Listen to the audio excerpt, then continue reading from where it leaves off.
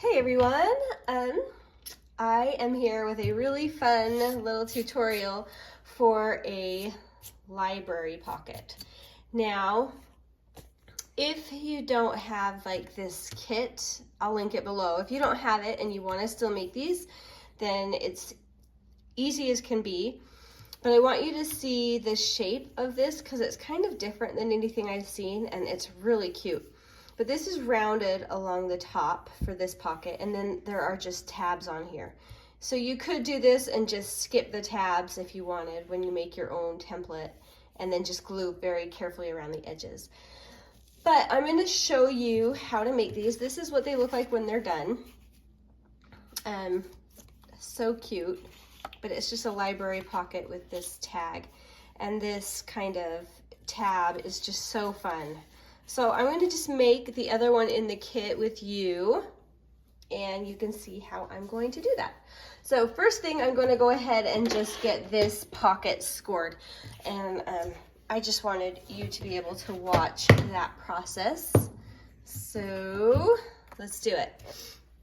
So I come on my scoreboard, and somebody gave me the best idea that if you want, you can go ahead and actually use a marker at a few different places down in those grooves, so you can always be sure that everything is lined up on the same line. And I thought, well, that's ingenious. I don't know why I didn't think of that, but anyway, so there's an idea I had never thought of. I keep learning from you guys, so thank you. Thanks for sharing all your awesome tips with me, because I'm still learning too. All right, so I've just scored those. And then, sorry I sound weird, you guys. I have this stuffy nose, it will not go away. So I'm gonna go ahead and just really burnish that down really good.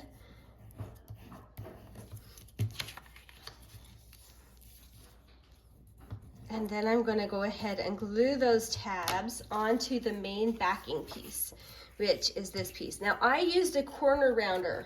Here's my corner rounder that I like. It's the Crocodile We Are Memory Keepers corner rounder.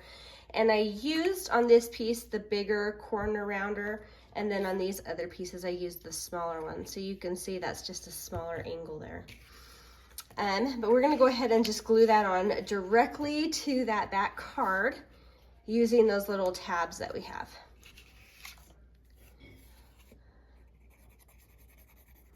You're not going to need a whole ton of glue, but you're going to want enough that it's going to keep these pieces down so they're not inside clogging that tag going in and out or popping off. So I'm going to give it just a little bit. And then I'm going to glue that down. So it's just like a library pocket. Don't you love this orange pattern paper? My daughter designed this, and anyway, I think she did such a fabulous job. So cute. So this is printed on cardstock, so that's going to give you this nice chunky thick pocket, which I love. So all right, we'll let that dry, and then this is the backing for the main part of the tag. But I have this, and you can really decide what you want to do with it.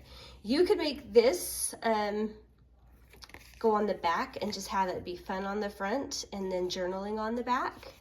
Or you could go ahead and put it on the front. You could even just glue it on like 3 sides and even create one extra little tuck spot for another little fun thing to go in there. So get creative, add on to what you see and think of different ways to get more journaling or whatever. All right, I'm gonna just put it on the front because those papers layered just make me happy. All right, now we have these tabs. Let's see. Oh, I want the side that says orange on the front because it's the orange kit. So I'm gonna go ahead and put that on my tag. And I like how this sticks up. So I'm actually gonna leave that sticking up pretty far because I think it just adds so much with this shape. and this big tab to pull it out. I love it. Okay, let me see. So I have this hole punch, and it's just like a long skinny oval. I'll try and link it below, but I love it. And it works perfect with this shape of tab. So I'm gonna go ahead and attempt to center that. And now I have something where I can just put in either a piece of paper, or you can grab a piece of lace and just put that right there for a little pull tab, or just leave it blank, which is still like, it has so much character because of that shape. But do you know what I have to do? I have to like kind of try to ink down in there, because that will drive me nuts, just to give it a little dimension.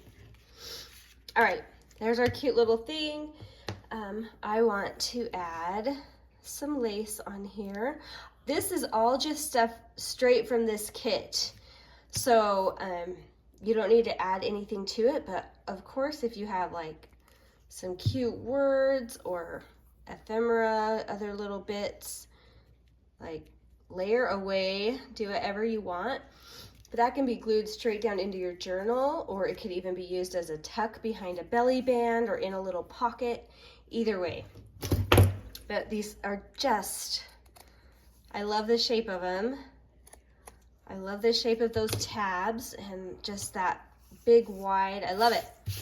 I'm just having a lot of fun with this kit. So, all right.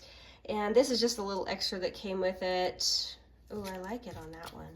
I made a different one for this one, but I lost it when I cut it out. So we'll do it on this one. It's gonna have to be a little bit heavier duty glue because it's gonna go up and over that lace, and that's just a little bit of a ledger. It's so cute. And I'm just gonna put that right there. All right. And I like it to go over the lace because then it shows the different layers. Fun, fun. Okay, and it's that easy. That is so easy for such a cute effect. And of course, if you want to do it with other papers at all, you can always like use one and then use it as a template. So anyway, there they are. The orange pockets and tags that goes with the orange dream papers. So I can link that below, or you can, like I said, use whatever you've got, but experiment with this fun technique because I just think that's different and fun. So anyway, I hope you have a wonderful day, and thank you very much for watching and for being here. It means a lot. And I hope you have a good one. We'll talk to you later. Bye.